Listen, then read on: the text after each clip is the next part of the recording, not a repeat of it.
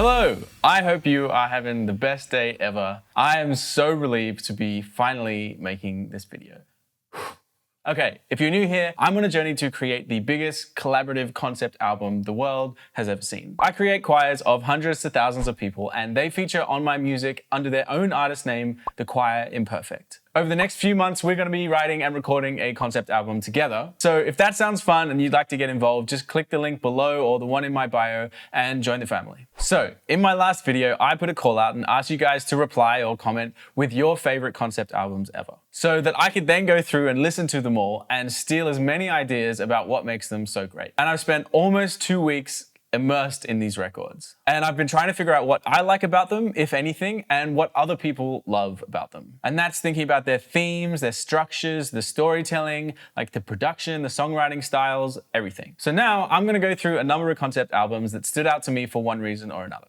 Unfortunately, I don't really have time to go through all of them here, but I've listened to pretty much every single suggestion, and these are the ones that I learned the most from. So in no particular order, but I will save the best till last. Let's have a look. Starting off with Beyoncé's Lemonade. This was suggested on Instagram by Kristen Victoria. Now, I have a mixed relationship with this album, but I don't think you can argue that it's not a great album. Huge songs, powerful imagery, powerful messages, especially around, Black and female empowerment. But I always felt it was a little on the nose in terms of the marketing. It kind of feels like the whole narrative was maybe contrived just to sell records, which is good marketing, and I appreciate that. But it felt like they just weaponized the fact that they have this high-profile relationship and that they could create this drama. And I don't know, part of me just doesn't believe it in the way that it's portrayed. But that being said, it obviously wasn't made for me, and Beyoncé is an incredible artist, and there's amazing songs on the record, but just something about it didn't connect with me. However, I think we can learn definitely from having a powerful overarching story, and just make good songs. Next up, we have Trench by 21 Pilots. This was suggested, I think, on Instagram by Talia. I was super excited to listen to this record. I had read up on the universe that they'd created and the characters that they'd made for it. It's set in a dystopian world called Trench in the city of Dema with 9 evil bishops that rule the city. And the protagonist, or the narrator, is a bandito who's a rebel trying to save the city. Which sounds awesome, sounds like a great film. But in reality, the album only kind of loosely seemed to follow that story. And I mean loosely. There were a number of songs on the album that really just didn't seem to have anything to do with the concept. Smithereens is a song about how much he loves his wife or partner, which is great, but what's that doing on there? Neon Graves was a beautiful song about suicide and mental health. Again, didn't really fit the narrative. And then finally there's a song Legend, which is about his grandfather, I assume, dying. And I'm great. Have those songs, but don't put them in a concept album in this dystopian world. Anyway, that kind of pulled me out of it. And ironically, those were my favorite tracks on the album, so go figure. And as I said, I didn't really feel or understand the narrative in the other songs, and I'm not a huge fan of 21 Pilots to begin with, so maybe I'm coming at this from the wrong way, but I feel like with that in mind, it could have been 2 separate projects. So I want to be really careful of my cohesiveness on the record and making sure that we're not having something that's too sonically different, or in terms of, we don't want to stray from the narrative really at any point during the record. Next up, we have Dream Theater and their album Scenes from a Memory. Look, a few people actually recommended that I listen to this. I could not get into this record, and I've listened to Dream Theater before, I've tried in the past. I find it very difficult to get through the extended instrumental sections, and I also find it quite hard to connect with the singer's voice. His diction or his pronunciation is hard to follow, and I'm not a fan of the tone of his voice, so I find it really hard to immerse myself in the story. So I to be completely honest, I tapped out, and I thought, look, this isn't for me. I don't know what I'm gonna learn from it. So maybe what I can learn is, look, they've obviously got a huge following and they're a very influential band, but I think just making sure the lyrics are super easy to understand, and that's gonna be for me something that I wanna make sure the narrative is very strong. So when you're just flicking it on, you can follow along straight away. So I'm going to try and learn from that.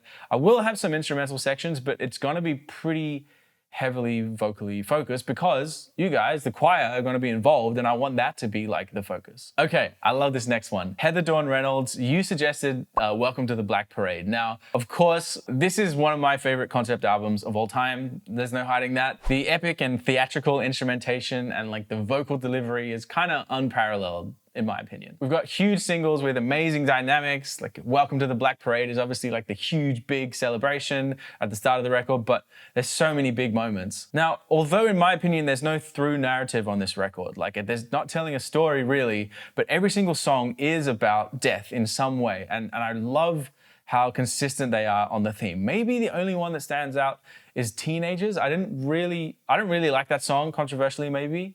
And I also feel like it kind of sat outside of the record. So like, sure, maybe it was like a single that needed to go on. But apart from that, super amazing job at like sticking to the theme. Visually, they had an incredible like, incredibly strong image for this album.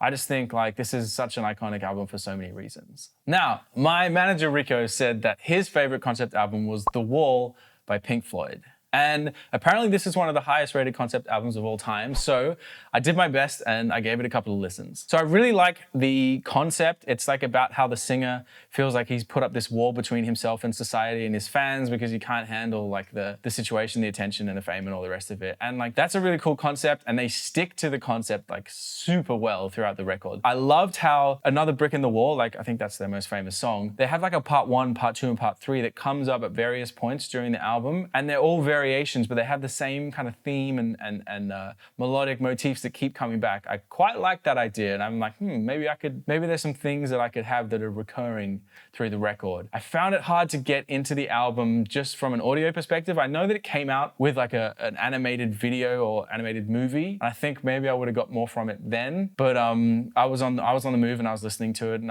there's a lot of kind of like songs that are just like, they're not really standalone songs. It's just like a 1 minute of some sounds and then like someone talking and stuff like that. So from what I want us to create, I want it to be way more listenable from each song. Like I pretty much want you to be able to turn on any song and not have to feel like you understand the whole narrative. Now, next up, actually, I'm going to talk about 2 albums. One is the Marshall Mathers LP, Eminem, and the other is Good Kid, Mad City by Kendrick Lamar. A couple of people wanted me to, or suggested that I listen to these, and obviously I've kind of heard them before, and I went back and listened to them from start to finish. Now, I am not qualified to really like review or analyze a rap album. I just don't have the knowledge or the experience. So I'm not going to talk on what I don't really understand or know. But I think the thing about these albums that people love and the reason that they're so successful, other than like probably like what 2 of the greatest rappers ever lyrically, but just the brutal vulnerability in these records, I think, sets them apart from a lot of people. Being really honest about your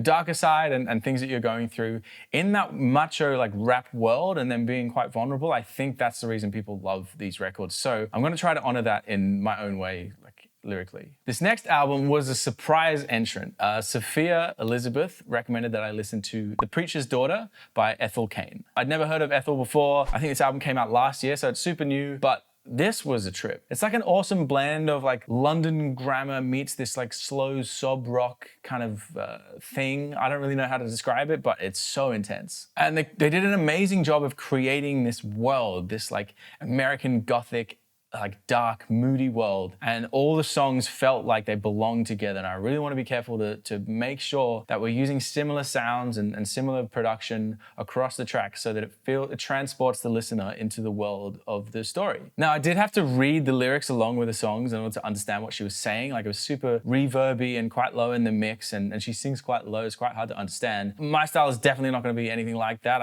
I think it's super important to like, for me to have the lyrics like very clear and accessible. So, you know, I would want to steer away from that side of this album. What I loved about it, though, is not a commercial record at all. Like, there's 9-minute songs, 7-minute songs. Like, a lot of time went into creating this mood, and it's obviously not a grab at, like, you know, some commercial singles, but the album's incredibly successful. It's critical acclaim. Like, she's doing very well for herself. And I really just like the reminder that you can create a beautiful piece of art and that will speak for itself. You don't have to always try to chase this like commercial, easily like cheap, you know, not cheap, but like radio style record. So I want to try to have that in the back of my mind and remind myself that I want this to be a piece of art that we can all be super proud of and like that stands up, rather than it just be a collection of songs that are, you know, that are catchy or whatever. So yeah, would highly recommend people check out this album. Now, the next 2 records I want to talk about are actually musicals. Hamilton, I think it's Lin-Manuel Miranda, and then The Greatest Showman. Obviously, they're like two of the most popular musicals in recent history, and people love them. But there's some cool things I wanted to take away from them. Obviously, like, musicals are like the next step in concept albums because they're like pretty much explicitly explain a narrative. So I feel like I want to draw from that because I like musicals, it's fun, and I think it would add a lot of like theater to what this album could be. So in Hamilton, I love the production. It's so intimate. It's like drums, piano, and bass a lot of the time, and then some strings come in. But it's really, because you have to leave so much space for the vocals because it's rapping, it's fast. You have to really be able to hear everything that's going on. I want to try and experiment with some, not rapping, but like some really bare, stripped back production on this record to kind of lean into that. And I have some ideas about why this will work. I'll talk about that in the next video. But yeah, I want to draw inspiration from that on certain moments. And The Greatest Showman, obviously, like, I did the version of From Now On with the choir before, and that's one of the things I love and I'm most proud of. And I think they did an incredible job of using choirs to create this sense of belonging and community and feeling like you found your tribe. And that is something, obviously, that's going to be huge in this record. So yeah, I will definitely be drawing my Greatest Showman vibes, if possible, to really bring that sense of community. And also just write bangers from start to finish and you'll have a pretty good album. Now we've got 3 albums left. The next one is super relevant to this project, and it's This Is War by 30 Seconds to Mars.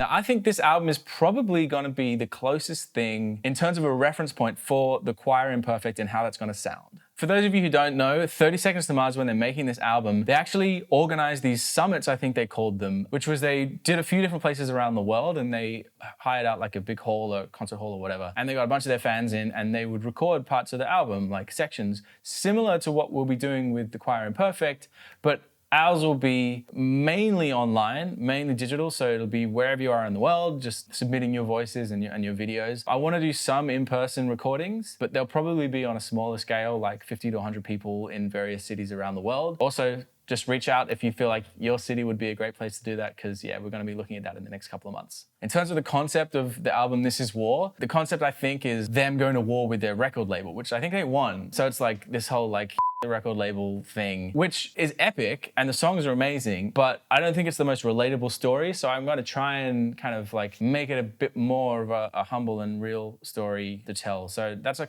cool thing to observe, but also realize that I want to steer away from. And the other thing is that I didn't really see a narrative throughout the record. Each song kind of sat by itself. And again, I think we want to do something that really tells the story. Second last was Harry's House by Harry Styles. Now, if you've seen, I just posted a video of my like first listen through ever to Harry's House. But yeah, my overall takeaways were brilliant album. I can't really believe that I hadn't listened to it yet. The production is possibly the best of all the albums I've listened to, and that's a big call, but it's so intentional. It's like not a second goes by that wasn't thought, oh, how do we keep this interesting? How do we keep this interesting? Little Easter egg here, little vocal part here, like, oh, change the instrument here. Like every song was so detailed that there's no lazy production on that record. And I just want to remind myself of that every step of the way. Like, don't get lazy. Make sure that you've given everything to every part of the song. So that's going to be a huge takeaway. Again, I thought the concept was pretty loose. It's like supposedly a day in the life of Harry's mind, but it felt like the songs were kind of just generic sort of relationship songs. I like Harry Styles' songs and I like relationship songs, who doesn't? But I didn't feel like the concept really held true. I think it was more just like a sonic concept in it and like a kind of create an image for you to listen to the album with, but no real narrative. So again, we kind of want to be a bit more intentional. And finally, last but not least, in fact most, for me at least, American Idiot by Green Day. Now for me, this is my favorite album. I can listen to it every single song. I never skip a song, start to finish, back to front, like you name it. Somehow they created an album where every single song was as good as the last one. I love that they have these 9-minute kind of rhapsodies, they're epic songs that have tempo changes, dynamic changes. They play a song for 30 seconds or a minute and then straight into the next section. I would be lying if I said that I didn't want to at least try to do 1 or 2 of those in this album. I just think it's such a cool thing. I think it's unique. Everyone loves Bohemian Rhapsody, Jesus of Suburbia. Like, I think those songs are iconic for a reason, and I think there's space for us to attempt something similar. Now that's ambitious, but I think we can do it, and so that's one of the things I really want to try to pull from on this album. Another thing about American Idiot is all the songs are really singable. The singer Billy Joe Armstrong, he sings in a range which is super comfortable for most people to sing in. I know that I'm very guilty of maybe making songs that are kind of too hard for me to sing, let alone other people who maybe don't have the same vocal range. And I want to be really aware of that this is a song this is an album, not just for me, like this is an album for everyone to sing. And I want to make sure, and I kind of want feedback from you guys along the way about whether this is, whether these songs and melodies are things that everyone can sing along to, or whether it's me kind of like showing off, hey, look at this cool thing I can do with my voice. So I want to be super aware of that. Now, in terms of like the concept and the narrative, a lot of people don't really realize it's a concept album, or at least don't realize that there's quite a strong narrative. They have different characters, which I like. Jesus of Suburbia, What's Her Name, Saint Jimmy. I want to have characters. I'd really like playing around with characters and the perspective that they give. But Green Day's like writing style is quite loose and it's a bit vague, which I think works because it doesn't exclude people from the songs. And if you heard just one of them by itself, it's not like, oh, you don't really get the story. But again, I think for my style and for what I want to do, and to have that kind of slightly musical-y twist, I think we're going to be a bit more direct in terms of the lyric writing. Again, like just having catchy as hell songs on the record, the way that they had amazing singles, but they still fit in the whole album sound and concept. And to have a 9-minute song, Jesus of Suburbia, as one of their biggest singles is crazy. So yeah, just write good songs, essentially. So there we have it. That is my kind of exhaustive analysis or look into the research on concept albums. I've obviously missed loads of albums. Obviously probably like got things wrong, but I just, I've tried my best with what the time I've had, and I don't want to spend too much time just kind of in my head about it, because I think really you just got to start doing. So yeah, that's what I think we can learn. In the next video, I'm going to talk about the ideas that I have for the concept. I want to get your thoughts on that. I've been thinking a lot about this. I think I have a cool idea. I hope you guys really like it. So stay tuned for the next video. Again, if you haven't subscribed yet to the Choir Imperfect, what are you doing? Get there, link below, link in the bio, sign up. But yeah, thank you guys so far for your enthusiasm and all your suggestions. I am so keen to actually get into maybe like organizing the concept and then writing the songs together. So much love, big kiss, stay cool, and I'll talk to you next time. Bye.